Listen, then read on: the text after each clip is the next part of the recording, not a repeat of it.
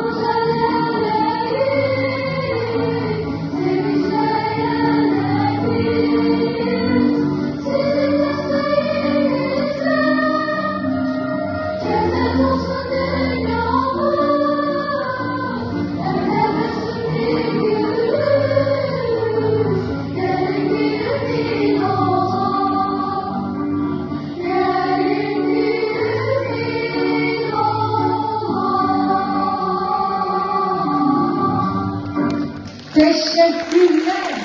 Alkışlar, coşkulu alkışlar bizim güzel babalarımız için.